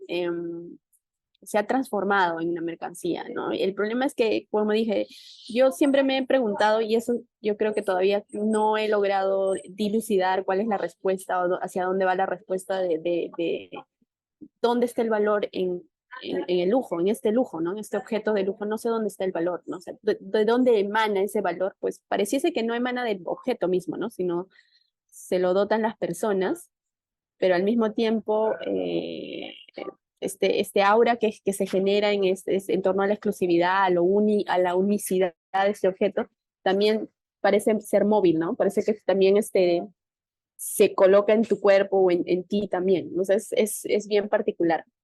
A ver, dame un momento, voy a quitar la cámara, pero voy a estar escuchando ya un ratito.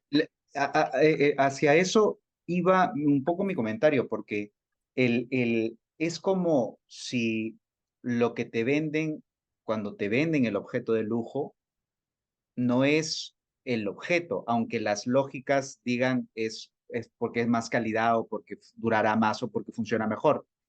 Lo que te venden es el sueño, ¿no? Y eso es algo que, o sea, yo La creo que fantasía, ¿no? La es claro, fantasía. eso es algo que, o sea, yo creo que Benjamin lo ve bien cuando él analiza las exposiciones universales y todo eso, que eso es lo fantasmático, ¿no? Del siglo XIX, ¿no? París. Eh, pero, o sea, en la investigación tuya me da la impresión de que lo que pareciera que está funcionando en esta comercialización masiva de lujo es que ya ahora lo fantasmático se puede vender, ¿no? Podemos hacer de eso un commodity más ¿no? Podemos participar más activamente de la fantasía. Eso me parece muy loco, pero bueno, ahí lo dejo. Rodrigo Suami creo que querían. Hola, yo siento que, o sea, a mí la exposición me ha gustado mucho, Luan. Sin embargo, algo que mi problema que he tenido es de raíz, que es ¿qué es el lujo? Y siento que en la pregunta por qué es el lujo es de donde aparecen es justamente los problemas ahorita que se están señalando, porque la definición que dan en el libro sobre qué es el lujo un poco la pasan bien rápido y dicen el lujo es lo que no es necesario, pero casi nada es necesario, o sea, tener amigos no es necesario, pero no estamos hablando de cómo tener amigos en mancha cuando estamos hablando de la producción masiva de lujo. O sea, si tengo un hijo y mi hijo me trae una hoja del parque y me dice, padre, te conseguí esta flor para ti, eso no es necesario y es increíblemente valioso, por más que no responda a necesidades biológicas, ni sociales, ni nada. Meramente mi guagua me está trayendo una flor. Siento que ahí hay una falla de raíz que tiene que ver con, y creo que es justamente ahí la pregunta de dónde sale el valor. Siento que falta echarle mano a una de esas tres posibles, o una opción, una teoría de lo lúdico, porque al fin y al cabo lo lúdico es el proceso a través del cual se crea valor a algo que no lo tiene. O sea, Huizinga habla del Homo Ludens como aquel que, si yo cojo un palo y eso es una espada y te mato y eso me da puntos, estoy creando valor donde evidentemente no lo hay. Entonces hay una teoría, y para Huizinga lo característico del humano es justamente esta capacidad de crear valor para lo que no lo tiene. Potencialmente podría servir una teoría de lo lúdico o una teoría del valor estético, pero siento que falta ahí algo. Y creo, y hablando de lo estético y el arte, creo que justamente porque no hay esa definición clara sobre qué es el lujo, se parte de una distinción que no necesariamente se sostiene, que es pensar, por ejemplo, el lujo como diamantes o ropa separados del arte, por ejemplo. O sea, le damos valor a la Mona Lisa. ¿Sirve algo? No. Y sin embargo no le estamos categorizando dentro de esta estructura del lujo, cuando en el fondo en la historia del arte ha pasado algo muy similar a lo que ha pasado con el lujo. Ambos son objetos que no responden a ninguna necesidad biológica. Ambos son objetos con los que nos relacionamos estéticamente de un modo muy fuerte. Ambos son objetos que además, si yo veo un cuadro de Pollock, yo no lo voy a entender, me va a parecer una estupidez, pero la gente que realmente está metida en el arte ve el cuadro de Pollock y dice brillante. ¿Por qué? Porque está familiarizada con los juegos de lenguaje que implican el arte. Del mismo modo, si yo veo una ropa de Chanel y una ropa de H&M, me van a parecer iguales porque no estoy familiarizado. Pero para alguien que realmente está metido dentro del mundo de la producción y dentro del mundo de la moda, la diferencia va a ser radical y va a tener herramientas para leerlo. Y en el arte también ha aparecido esta nueva época de la masificación de la producción artística, que es la masificación de los productos de valor. Ya no, ahora los hacen las inteligencias artificiales, puedo reproducir una imagen 1000 veces y venderla 1000 veces. Ha aparecido, o sea, lo mismo que ha ocurrido con el nuevo lujo, me parece que tiene un paralelo en el arte y me parece que esa sería una ruta fructífera para analizar el problema del valor.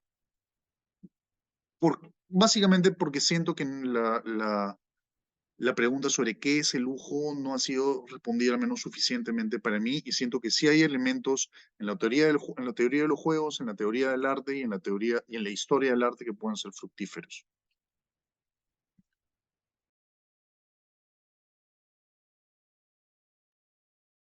Ah, sí, o sea, estoy de acuerdo. Estoy muy de acuerdo con lo que has dicho porque definitivamente una de las cosas que ha pasado, o bueno, que me pasó, fue la dificultad de definir el lujo, de hecho, ¿no? O sea, busqué varias formas de definirlo, encontré algunas, todas siempre limitadas, yo creo, y de hecho tienes razón en muchos sentidos, ¿no? O sea, nunca había pensado en otras teorías, sinceramente. De hecho, es un gran comentario el que me haces, porque o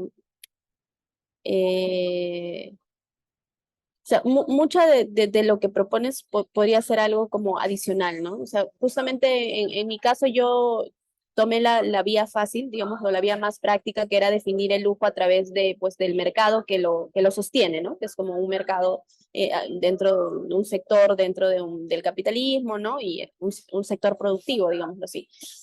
Y ese sector productivo viene específicamente pues otra vez, antes de eso, pues era un tipo de producción que era pues no artesanal, no en pequeñas escalas, etcétera. Y si vas un poco más atrás, pues este era algo específicamente para cierto tipo de grupo de persona a la que iba dirigido, ¿no? O sea, básicamente aristocracia, ¿no? Entonces, de hecho, así más o menos que lo hice, ¿no?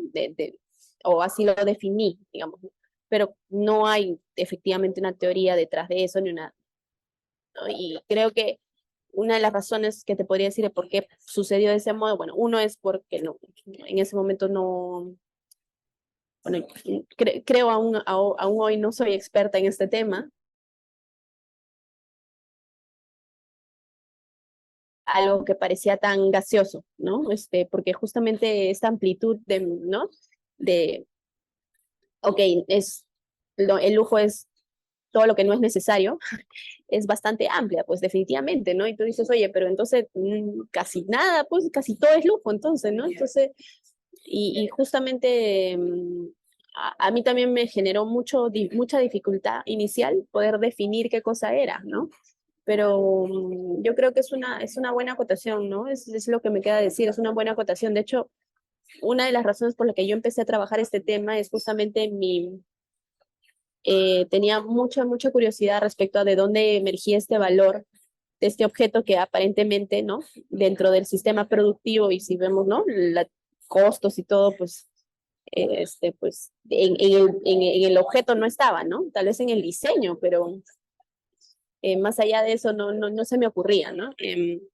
Igual debo decir que yo vengo de, bueno, antes de estudiar sociología, como dijo Ronald, yo estudié economía, ¿no? Entonces mi intención era más básicamente establecer una relación entre el precio y el valor, ¿no?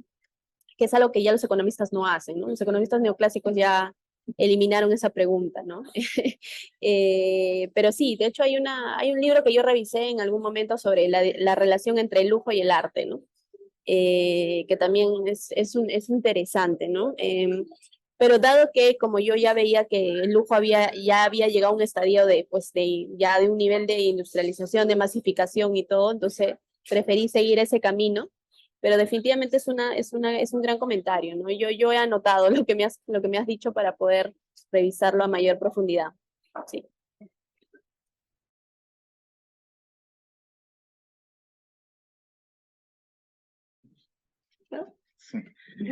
Sí. Justamente un poco redondeando lo que dice Rodrigo, creo que también sería súper interesante que para que haya una ampliación en la investigación, tener el enfoque desde el área del diseño de modas. Creo que este es un área que estudia a profundidad desde dónde vienen quizás las marcas de lujo, todos los procesos creativos, y no solo la parte creativa, sino el tema de los procesos de calidad, ¿ya? Entonces, ¿qué va a tener mayor valor que otro objeto? Y hay algo súper interesante que a mí me gusta de esta área, que es el concepto cápsula. ¿Qué concepto tú entregas al consumidor? Y ahí Iván decía, veo una tienda de Chanel con 3 carteras. Y efectivamente es justamente el ADN de este tipo de empresas. Es una empresa bastante minimalista, tiene un concepto bastante claro que ha tenido un desarrollo durante décadas y creo que eso se ve bastante en la forma como presenta sus tiendas. Hay otras marcas también que distinguen justamente características específicas del ADN de la empresa y lo cual se puede ver en los escaparates. Y hay justamente diferentes subáreas del diseño, tipo la dirección de modas, el escaparatismo, la creación de conceptos que justamente es lo que van a llevar al consumidor. Entonces, al final no sería tanto una idea que nos venden o algo que solo estamos comprando una idea. Se está comprando una idea, sí, pero también hay todo un proceso detrás, un proceso artístico, como lo que he comentado, y hay otra parte que a mí me interesa mucho porque al comprar, digamos, yo ropa es algo que veo y veo constantemente, es el proceso de calidad, ¿ya? Y qué telas me están brindando, con qué tipo de costuras los están haciendo, y que justamente Rodrigo decía, al entender esta parte del diseño, puedes tener herramientas para poder eh, identificar cuál puede tener mejor calidad que otros. Por más que una marca sea, digamos, más reconocida o vista como más cara que otra. Entonces, sí sería bastante genial que haya ese enfoque desde el diseño para que se complete mucho más. Creo que en esta área más artística hay personas que se ven la moda o ven todo este mundo del lujo, de las cosas no necesarias con un ojo distinto. Y lo haría mucho más rico la investigación. Gracias, sí, o sea, definitivamente, ¿no? O sea, como digo, yo no me, sinceramente, a pesar de haber trabajado esto por muchos años, no me considero una persona que siga aprendiendo sobre el tema. Bueno, algo de lo que yo enfrenté y que creo que Ronald sabe más, porque ella, bueno, conoce este proyecto hace muchos años, cuando nació, es que, bueno, al ser una maestría de sociología, pues básicamente tenía que centrarme, digamos, en un tema mucho más concreto, ¿no? Porque así nació este proyecto, ¿no? Como una tesis, entonces, o sea, no digo que no creo que sea una justificación necesariamente válida respecto a por qué no trabajé ese tema, pero sí es una justificación, digamos, práctica, ¿no? De por qué es que tuve que quitar algunas cosas que me interesaban, entre ellas a Benjamin, porque justamente no calzaban demasiado con el proyecto o con los tiempos que tenía que trabajar en ese momento, ¿no? Pero definitivamente, como digo, o sea, el lujo es para mí inherentemente multidisciplinario, en realidad. Entonces, lo tienes que ver desde diferentes dimensiones, ¿no? Yo lo he visto desde, como digo, desde lo sociológico, quizá un poco más concreto, ni siquiera diría lo sociológico, ¿no? Creo que más allá de lo económico, entre económico y sociología económica, yo creo que sería un poco eso. Pero de definitivamente sí, ¿no? Yo te diría que sí. A mí me interesó mucho el tema del diseño al momento de describir las estrategias bueno, que yo encontré en estudios de marketing y publicidad, y que muchos de ellos tenían que ver con el diseño, ¿no? Con el diseño y la arquitectura. Entonces, esta idea de cómo se generan estos espacios de ensueño, digamos, ¿no? Que son estos de las tiendas, ¿no? Las tiendas, cómo colocas los objetos, que hay toda una, digamos, hay toda una estrategia, una ideación, un diseño que hace que tú te sientas de cierto modo al ingresar a estos lugares, ¿no? Así que no es inusual, no es raro que te sientas pues diferente cuando entras a una tienda así, porque estás diseñada para que te sientas así, ¿no? Y también lo vi con la arquitectura y también lo vi con, bueno, esta idea de no poner precios, por decir, ¿no? En esos objetos, los objetos no tienen precios, o sea, no, literalmente hacen que no tengan precios porque ayuda a que esta idea es de lo invaluable, ¿no? De que esto no tiene un valor. Tú le pones el valor, ¿no? Entonces, pero sí, bueno, al menos ahí lo ponían así, ¿no? Que son, digamos, estos objetos son envueltos en fantasías, ¿no? En fantasías que todos desean y que, pues, de algún modo te convences de que comprándolos, pues, vas a participar activamente en la fantasía, ¿no? Pero, de acuerdo, ¿no? Definitivamente hay dimensiones que no han sido tocadas que sería interesante trabajar en el futuro, ojalá.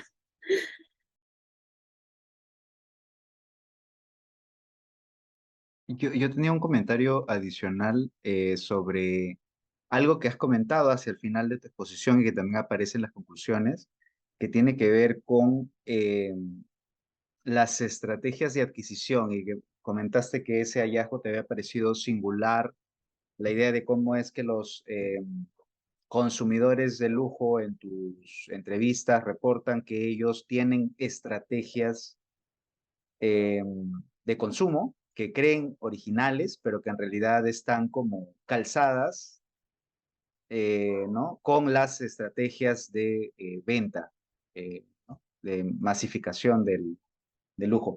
Y eso me parece interesante porque cuando tú haces este repaso al inicio del texto, de tu texto, que es un repaso un poco histórico, ¿no? Eh, es como el marco teórico.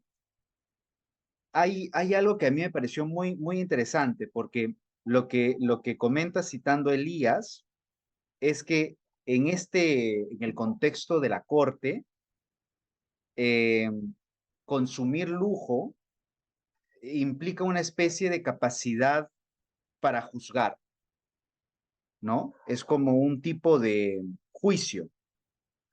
Eh, entonces dices, por ejemplo, ¿no?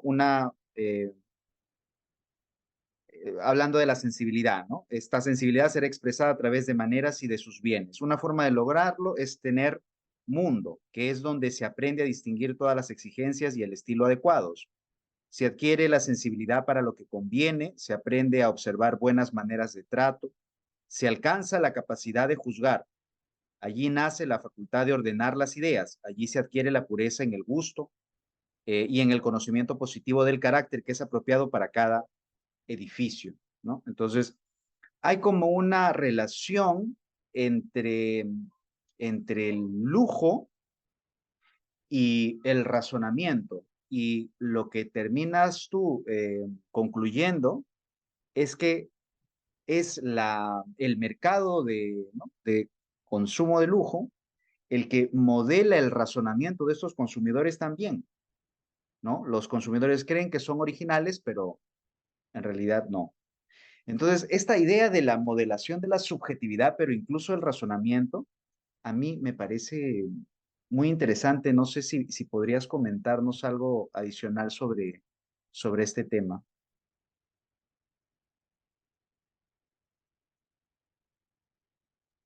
Ya, espérame. Se ensució mi cámara, perdón. Ya, creo que ya está mejor.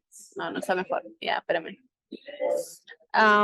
Sí, bueno, es que como te digo, para mí fue un hallazgo muy, muy, muy, muy fuerte. O sea, yo no pensé que eso iba a ser así.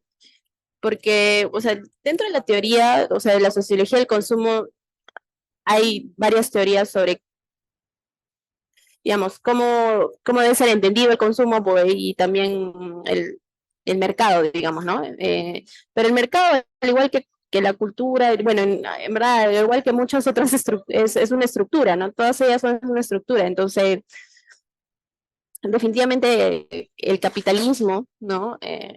También yo creo que o sea, sí tiene bastante injerencia en formular alguna de nuestros deseos o intenciones, ¿no? No, no totalmente, evidentemente, no, pero creo que lo que más me interesó, o sea, lo que más me sorprendió al encontrar esto, ¿no? Es que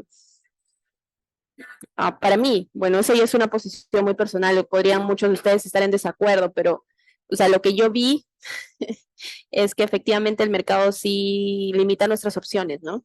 Y nos dice qué cosa desear y qué cosa muchas veces qué desear y qué no desear, ¿no? O qué aspirar y qué no aspirar, ¿no? O sea, en el sentido de la publicidad, que está tan bien hecha y utiliza estrategias que de algún modo pues conectan con lo más humano que nosotros tenemos, ¿no? Con estas, como digo, estas fantasías, ¿no? Porque ellos literalmente dicen eso, ¿no? Es que yo hago un labial y lo voy a envolver en una fantasía, ¿no? Y te voy a decir, mira, esto es todo lo que tú necesitas para ser feliz, ¿no? O sea, esa es como la impronta que te ponen, ¿no? Y está tan bien hecho, ahora, ya te dije, no creo que sea total en la totalidad, ¿no? No es que todos van a creer que efectivamente un labial pues te va a hacer más feliz o te va a hacer feliz, ¿no? Pero hay una parte de ti que creo que sí termina convenciéndote, ¿no? Y lo haces, ¿no? Y yo, o sea, yo ahí sí, como te digo, a mí me sorprende mucho porque muchos de los O sea, como que hay bastante análisis sobre qué tanto el mercado, digamos, puede ser perverso, ¿no? Y, y la verdad es que, o sea, la sociedad de consumo, por decir, ¿no? Donde te dicen, no, esto es todo un simulacro, ¿no? Y nada es real, ¿no? Pero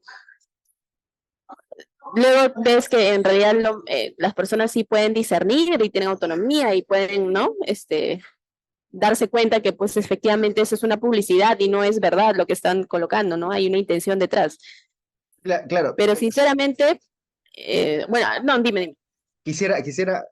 perdona que interrumpa, quisiera añadir nada más que, claro, lo que dices es, el mercado efectivamente modela nuestras expectativas acerca de, ¿no? qué esperamos, eh, qué deseamos, ¿no? Qué deseamos.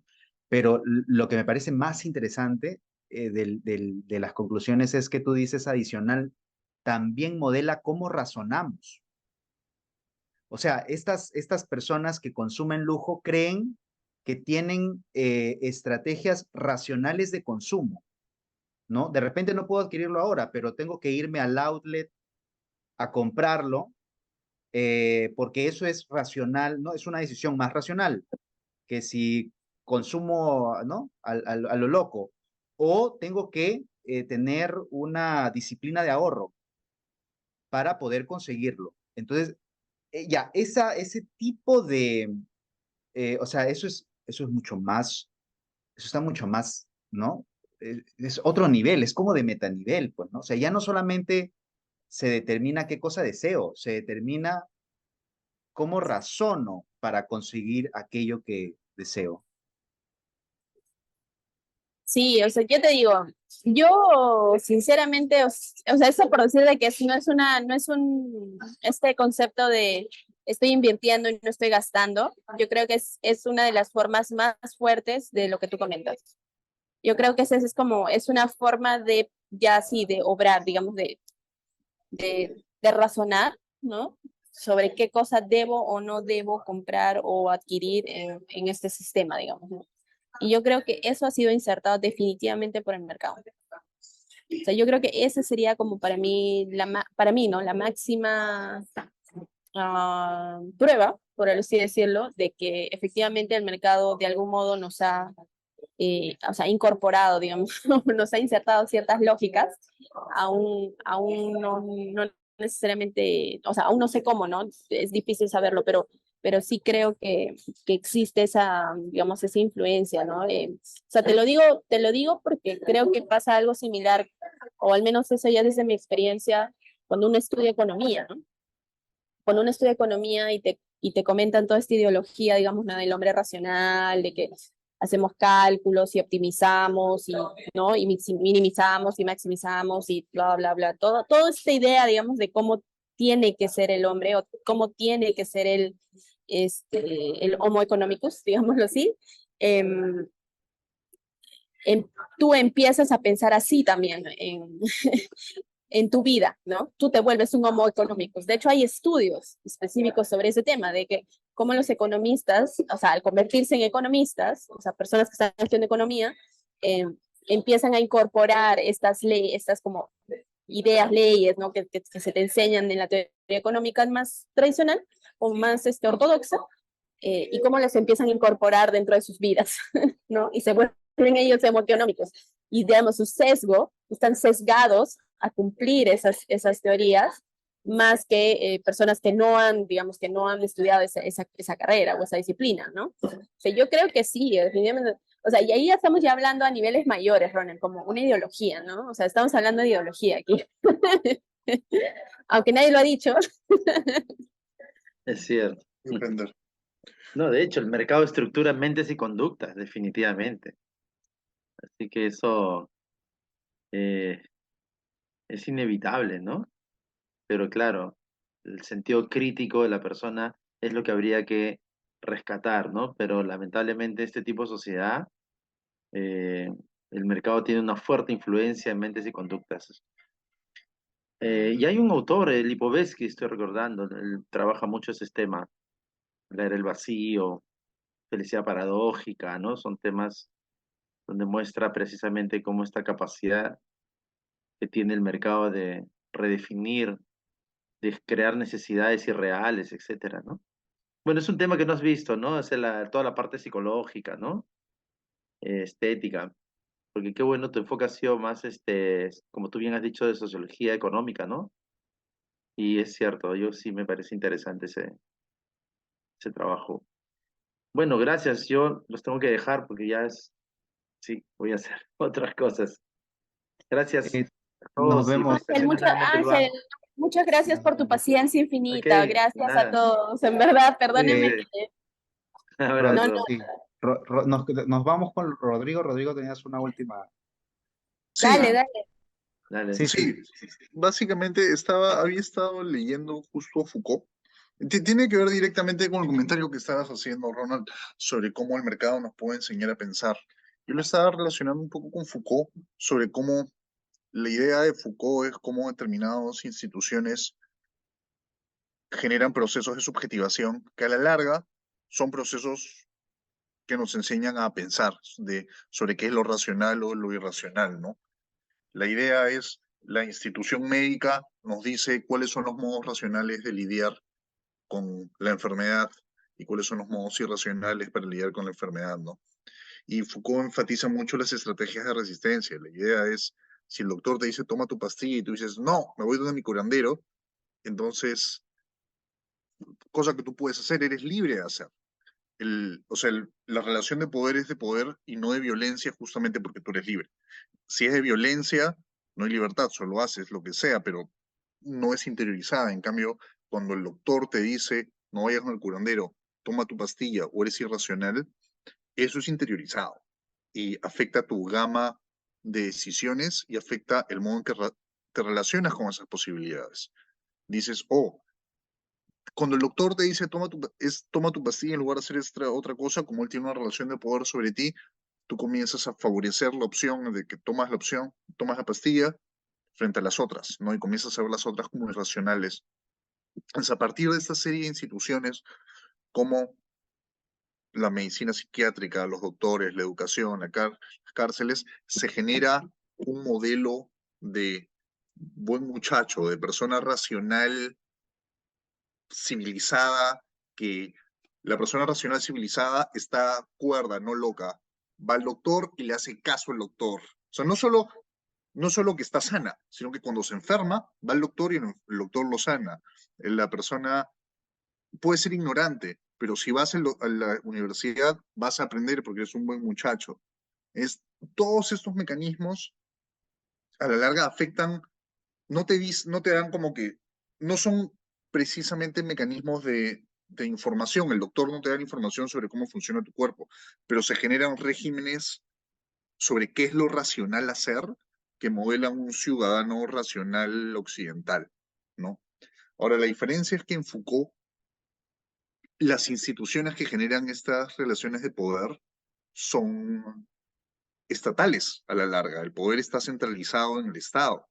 Lo interesante acá es que si es que es lo mismo, se genera una relación de poder, pero es estructural. O sea, en el caso de Foucault es el doctor el que viene y te dice, oye, toma tu pastilla. Acá nadie te dice compren desigual, lo haces tú. Y sin embargo, hay una generación de la idea de el buen muchacho que tiene buen gusto, el que va con buena ropa al espacio laboral, porque si no eres un anormal, pues si vas al espacio laboral con tu polo con una mancha de pasta de dientes, pues pues no eres un sujeto racional.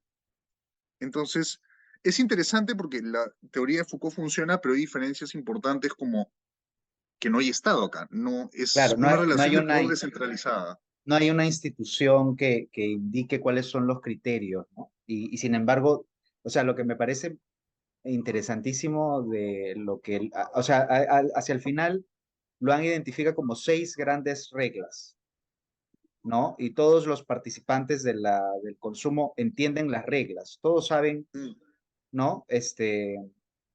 Que hay que mirar el contexto, ¿no? Y los testimonios que pone Luan de los entrevistados también son como muy singulares, ¿no? O sea, tienen conductas de disciplina, ¿no? Hay uno de los mm, entrevistados dice, por ejemplo, yo tengo un blazer de alta calidad en la oficina. Él va a trabajar con, ¿no? Una ropa que no es pues tan lujosa, porque, ¿no? Atiende a mucha gente, pero tiene algo ahí por si aparece el cliente, Mm, ¿no? Y con el cliente tiene que, y eso, o sea, en verdad es un poco loco, ¿no? O sea, tiene que desvestirse, vestirse para atender a esa persona. O sea, o mm, sea, ahí hay una cosa, ¿no? De estructura normativa mm. que es como, sí, descentralizada, sobre la que no se sabe cómo se configura realmente la norma y que todos los integrantes parecen reconocer bien. Mm. Es interesante, definitivamente. Ah, lo es. Lo es, lo es. Estaba escuchando lo que decían. Sí, yo creo que el tema de la disciplina es algo interesante, porque es algo que ahora que pienso de lo que recuerdo y de lo que de lo recuerdo que he hablado, ¿no? He revisado esas entrevistas demasiadas veces, pero este, creo que el tema de la disciplina y la autodisciplina también entre ellos era estaba bastante presente, ¿no? Todo el tiempo, el autodisciplinamiento del cuerpo em, y de lo que se debe. Sí, efectivamente era algo, o sea, esa disciplina venía más como, ellos sugerían que era algo muy propio, ¿no? Algo muy de ellos, que no necesariamente venía pues ni del mercado, ni de su Pero, familia, ni nada, ¿no? Pero aún pero, así, perdón que te interrumpa, Luan, pero eso es no, justamente no, lo que es no, interesante. O sí, sea, en el justamente mecanismo, por eso voy. digamos, de la educación, el profesor no les dice a los alumnos, oye, estudio o te pego. El profesor les dice, estudien o van a ser malos alumnos. Y los alumnos dicen, yo no quiero ser un mal alumno que jala. Y ellos estudian. Y si le preguntas al estudiante, ¿por qué estudias? Te van a decir, porque yo soy responsable. Viene de mí.